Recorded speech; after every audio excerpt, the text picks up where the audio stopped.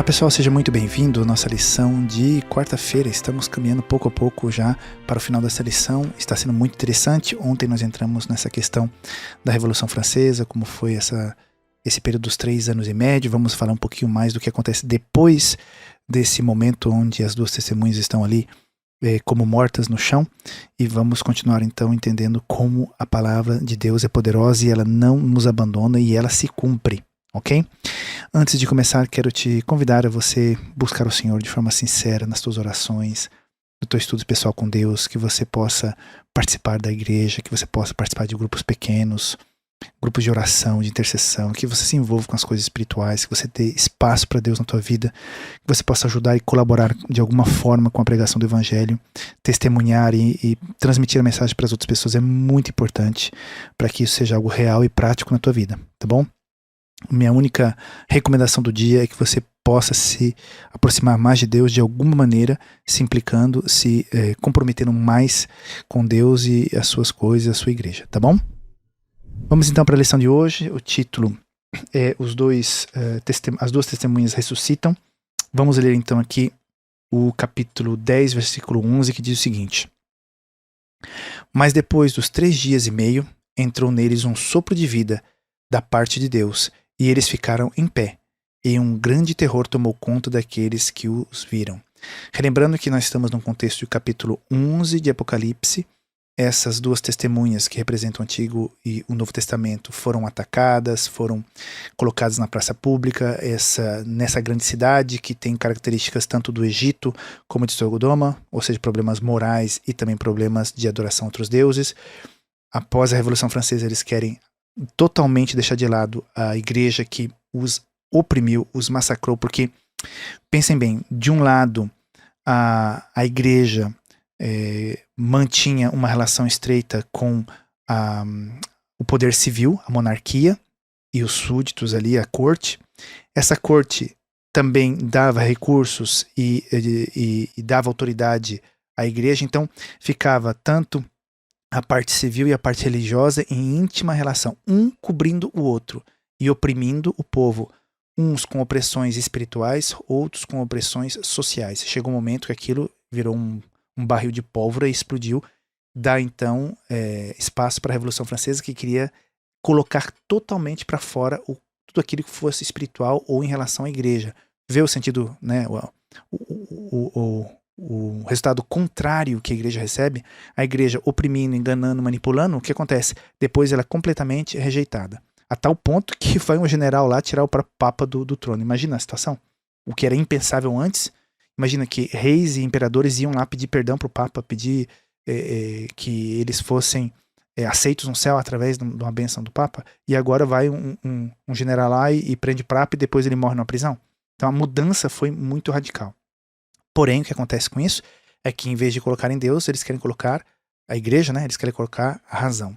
Mas, finalmente, depois desses 3 anos e meio que eu comentei aqui na lição de ontem, é um período que pode ser tanto período literal ali, porque realmente nesse período há promulgam, né, uma lei que diz que agora a razão é a deusa da França, mas finalmente acabam abolindo isso, tentam a semana dos 10 dias para...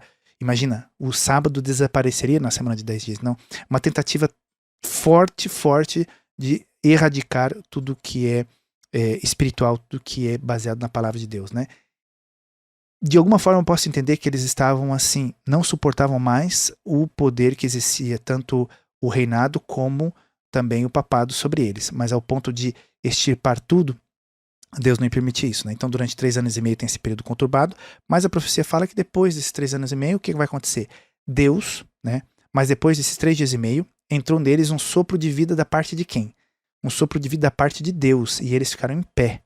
E um grande terror tomou conta daqueles que os viram, ou seja, nesse lugar de razão, nesse lugar de luz, onde estava aí o espírito de Sodoma e do Egito, de repente aquilo que eles pensavam que teria sido exterminado, que era a Bíblia, né, os valores bíblicos, ressuscita, ou seja, Deus vai intervir para que fazer desse limão uma limonada, ou seja, caindo o poder opressor do papado, a reforma protestante e os protestantes, aqueles que, né, como os huguenotes que foram massacrados na São Bartolomeu, que ainda permaneceram ali, os poucos que haviam puderam voltar a proclamar a palavra de Deus. Então, a partir da Revolução Francesa mais para frente, você vê o surgimento das sociedades bíblicas, das traduções da Bíblia, da pregação do Evangelho em outros países, ou seja, vai começar então todo aquele período dos anos 1800, onde há um grande revivamento em muitas partes do mundo através da pregação do Evangelho. Então, aquilo que parecia que estava terminado, derrotado, massacrado, que é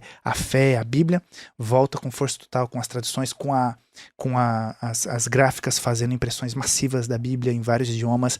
Ou seja, tudo aquilo que deveria fazer com que desaparecesse foi completamente transformado em uma grande bênção. E vem então o comecinho, os resquícios, né, os primeiros sinais do reavivamento que aconteceria no século XIX. Então, a gente percebe mais uma vez que a palavra de Deus é verdadeira.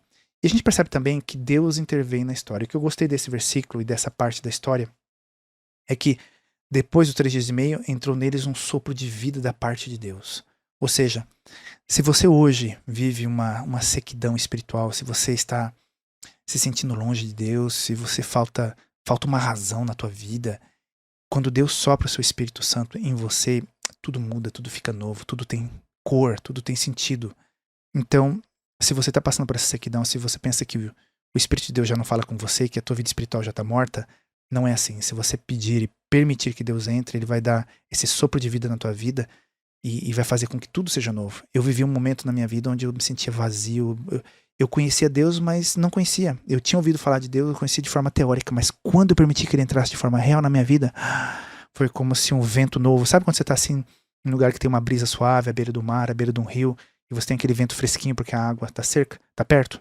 Então, é a mesma coisa, quando você abre a janela do teu coração para Deus, entra aquele sopro que vai revivificar a tua vida. Então, que Deus te abençoe, que você possa permitir que esse sopro de Deus entre na tua vida e percebamos que na história, tal como foi profetizado, aconteceu, então na nossa vida vai acontecer também. E o que está previsto no futuro também. Que Deus te abençoe, a gente se vê amanhã para a lição de quinta-feira. Tchau, tchau.